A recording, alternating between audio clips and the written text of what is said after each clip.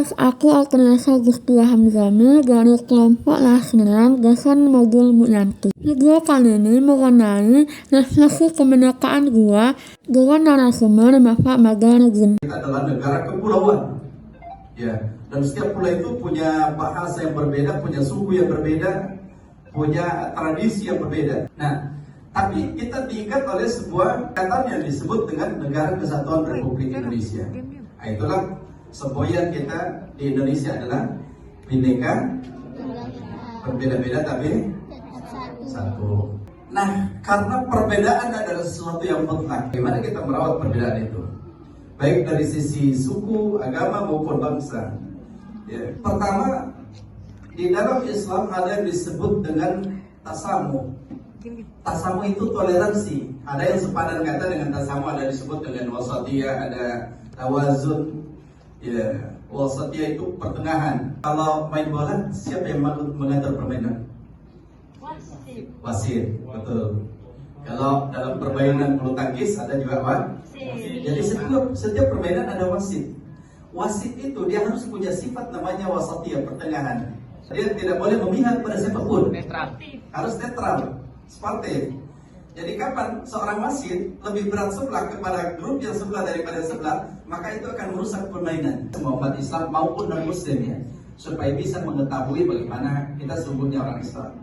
Bahwa dalam hal makanan dan minuman itu ada aturan-aturan. Ada makanan, ada minuman-minuman yang diharamkan, ada makanan yang diharamkan. Dan memang kalau terkait dengan makanan itu banyak sekali hal-hal yang terkait dengan makanan. Ada yang zatnya boleh jadi halal, tapi caranya untuk penyembelihannya tidak halal menurut Islam. Ada cara penyembelihannya halal, tapi zatnya tidak halal. Kita sedikit tentang Islam.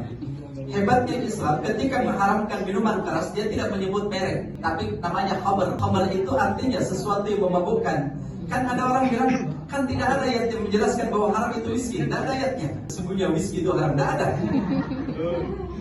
Tapi ayatnya adalah innamal khamru wal maisir. Sesungguhnya khamr itu adalah sesuatu yang bisa mendatangkan, membuat orang hilang akal, dalam hal ini mabuk.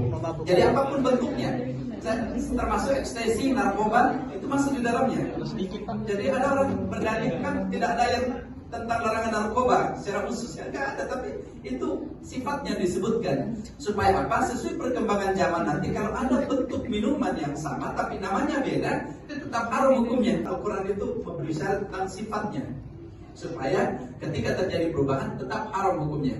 Dilanjut dengan sesi tanya jawab. Masyarakat non-Muslim dia ingin membangun sebuah rumah ibadah, tetapi ketika kami masyarakat lainnya ingin memberikan sedekah, memberikan sumbangan, memang kaum pemuka agama itu menentang hal itu, Bapak, sehingga terjadilah perpecahan di sana.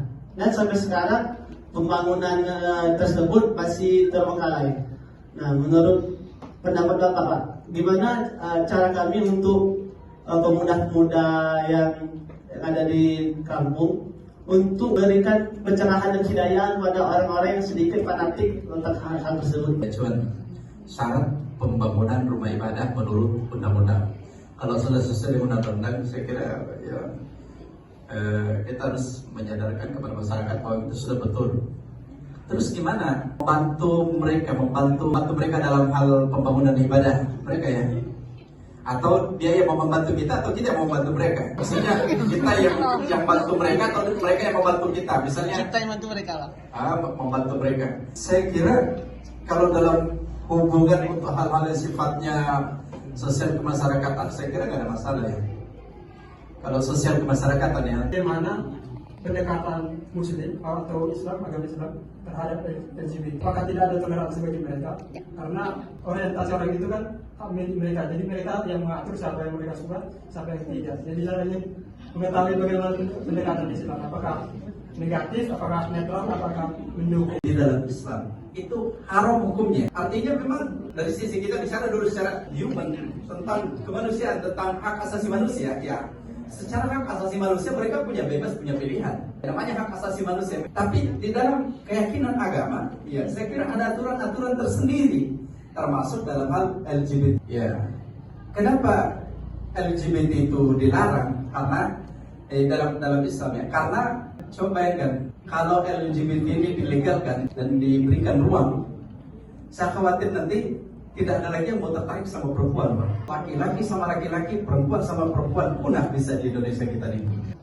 Di mana teman Pak Ustadz sendiri itu adalah seorang Muslim dan istrinya itu adalah seorang non-Muslim, yang dimana mereka beribadah secara terpisah dan melaksanakan ibadah-ibadahnya dalam aturan agama masing-masing. Nah, yang menjadi pertanyaan saya ialah apabila sang suami istri tersebut melakukan mohon maaf hubungan suami istri dalam sudut pandang Islam, apakah itu termasuk dosa ataukah masih diperbolehkan atau mubah? Tentang suaminya Muslim, istrinya non-Islam, gimana? Maka itu masuk dalam kategori ya perzinahan. Alhamdulillah, terima kasih. Jadi rawat toleransi, hargai perbedaan antara satu dengan yang lain. Kita berada dalam sebuah bingkai negara besar namanya Negara Kesatuan Republik Indonesia. Silahkan berpegang teguh kepada agama masing-masing. Islam jadilah Islam yang baik, Kristen jadilah Kristen yang baik, Hindu jadilah Hindu yang baik, Buddha jadilah Buddha yang baik. Iya, karena dengan itulah kita insya Allah akan merawat toleransi antar umat beragama. Assalamualaikum warahmatullahi wabarakatuh. Kesekian video kali ini, semoga bermanfaat. Bye bye semuanya.